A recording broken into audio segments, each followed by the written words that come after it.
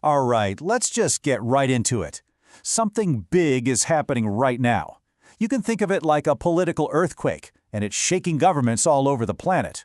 And you know who's at the center of it all? The youngest generation of adults. I mean, this is happening literally everywhere. From the streets of Africa to the cities of Asia and all across the Americas, a new generation is on the march. We're talking about political protests on a truly global scale. So you gotta understand, this isn't just a bunch of random one-off events. No, what we're actually witnessing here is a single, connected, worldwide movement. It's this huge wave of generational frustration, and it's being driven by Gen Z. And honestly, they're completely rewriting the rules of protest right in front of us. And the scale of this, it is just staggering.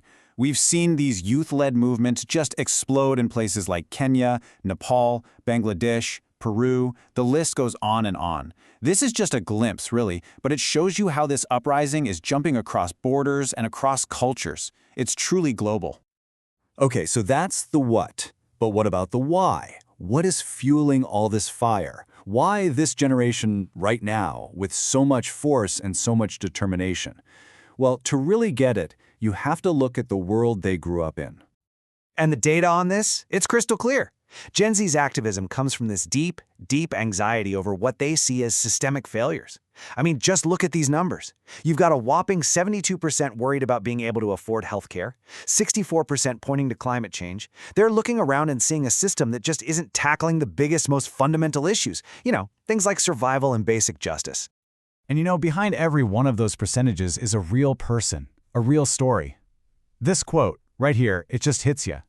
I don't think anyone should have to work 60 hours just to afford rent or food or water.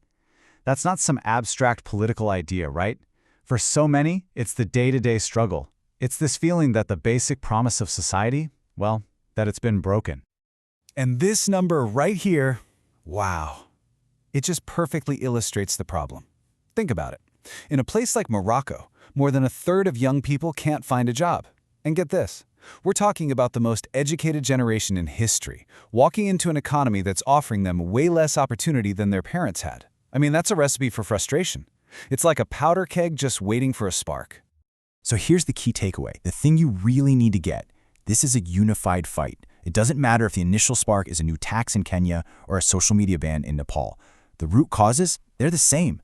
They're fighting against corruption, against inequality, against a system they believe is just broken, unresponsive, and fundamentally unfair. But it's not just about why they're out there. It's also about how they're doing it.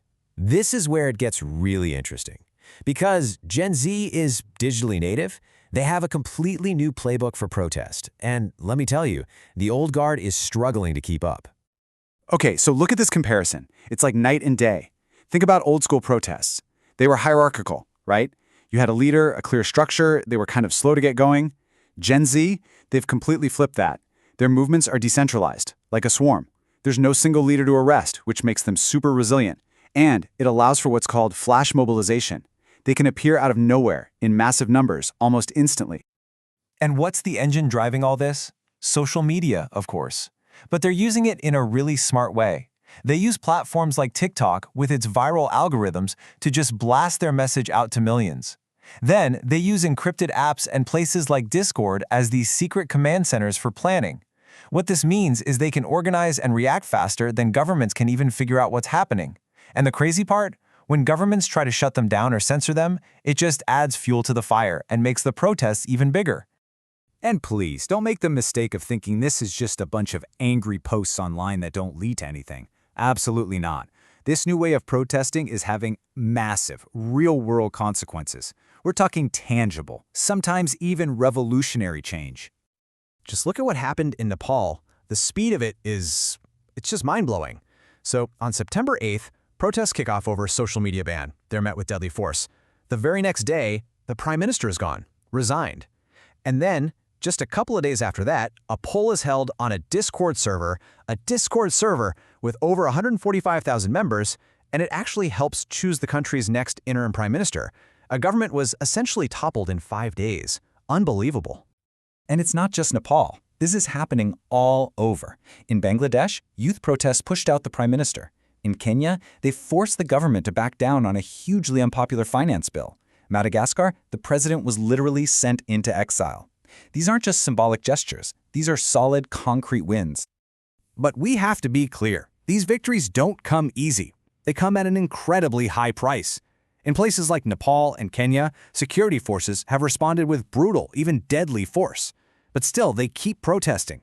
And a big reason why is this belief that being seen, that digital visibility, is their best defense.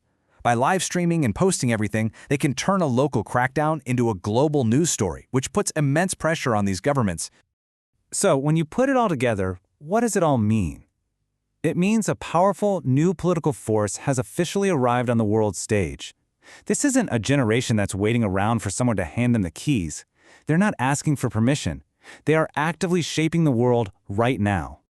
And their demands are pretty clear. They're not really up for negotiation. They're calling for a total reset. They want governments that are transparent, economies that are fair, and systems that actually deliver justice and real change for everybody, not just for a select few at the top. So, if there's one thing to take away from all this, it's this. Do not dismiss this as just some passing phase of youthful anger. That would be a huge mistake. They have the numbers, they have the tech skills, and most importantly, they have the motivation that comes from feeling like the system is deeply unjust. Gen Z isn't the future, they're the present.